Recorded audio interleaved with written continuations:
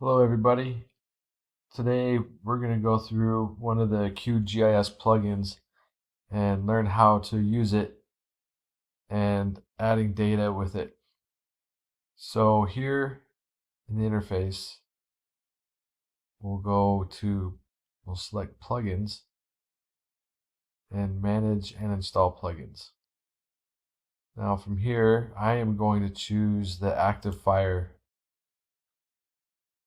and then down here, click install plugin.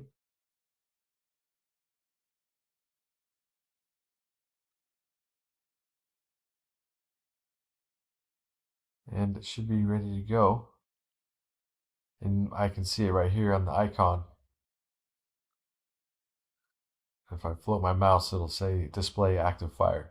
So if we click on that, I'm going to use the VIIRS satellite imagery. I'll select that.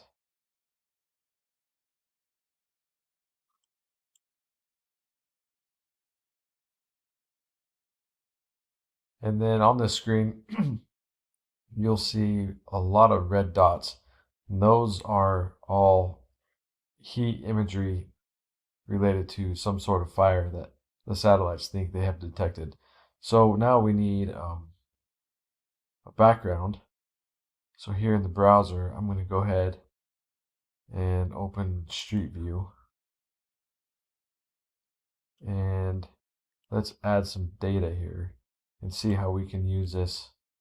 So I'm going to zoom in to the state of Wyoming, where I am from.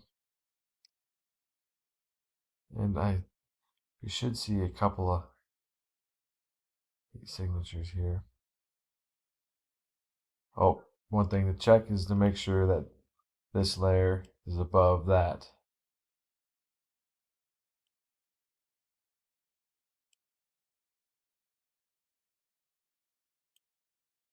Oops.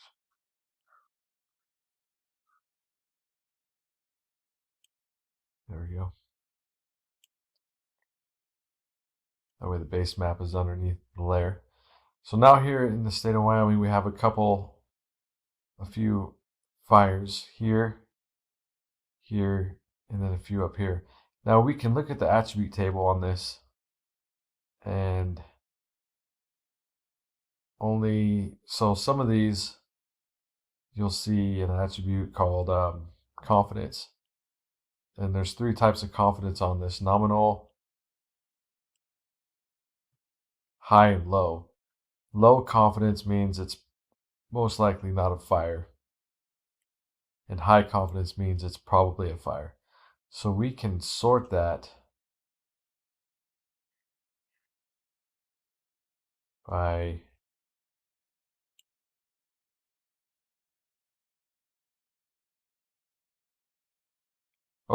to sort this, we'll right click on the data set and click on filter. Now I had to try this earlier to make sure it worked, but we'll go ahead and clear that out. So as you can see, these fires are up here as these red dots. If I wanted to filter out only the high confidence ones, I right click and hit filter. And I want to filter the confidence level. So you double click that. Confidence will equal high. And then we hit OK. Now as you can see, those disappeared on the map on the state of Wyoming. But you'll see others. All these red dots here across the country and across the world, these represent high confidence levels of possible fires in the country. But for now, we'll go ahead and take that filter off since I have data for the state of Wyoming. So to do that, just go ahead and click back in filter, clear that out, and hit OK. And these are back. So now let's add some data to this. We'll go over here to new shapefile.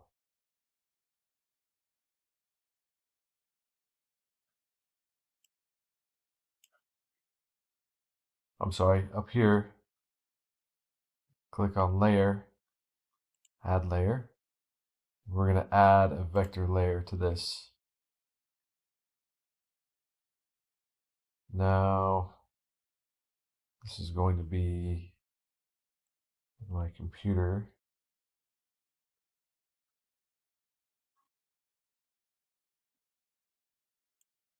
Up here in browser.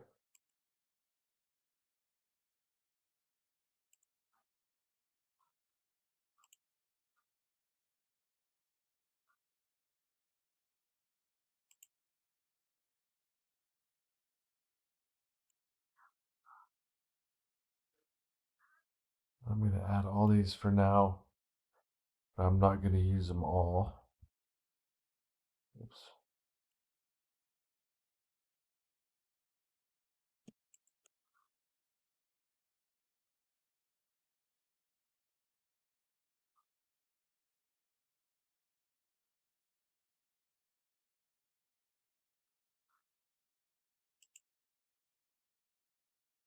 We're going to stick with that.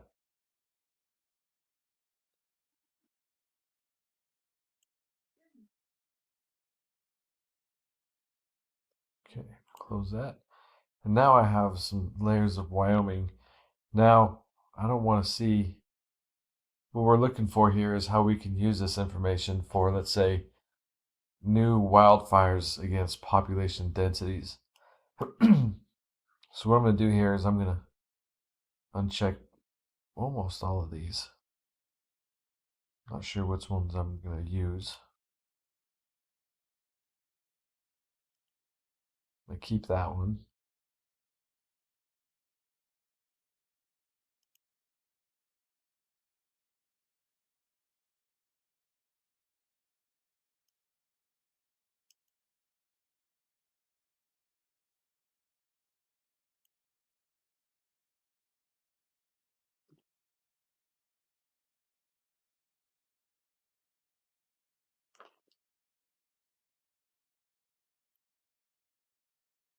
I keep that one. So right here we have these little clusters. Again, make sure that the wildfire data is towards the top so that you can see it. So right now all these layers are over it, so you can't see the wildfires in the state of Wyoming. But if you drag this towards the top,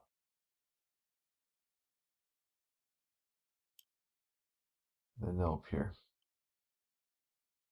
So let's go ahead. So right now I have every county in the state of Wyoming. Let's change the symbology of that to county by population and find out if any of these counties are at risk if these wildfires were to get large. So what I'm going to do here is right click on this, click on properties, and let's change the single symbol to graduated colors with a value of population.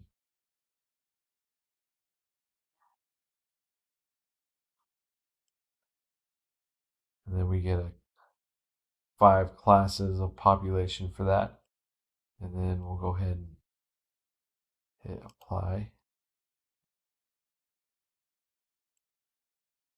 And then there we go.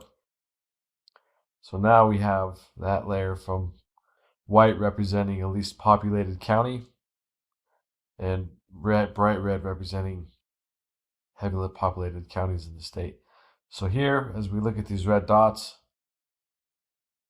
we could tell if these were to become large fires, how many people within these counties will be affected by these fires if they were to take off. And that is a way that you could use the QGIS plugin for an application. Thank you, and have a good night.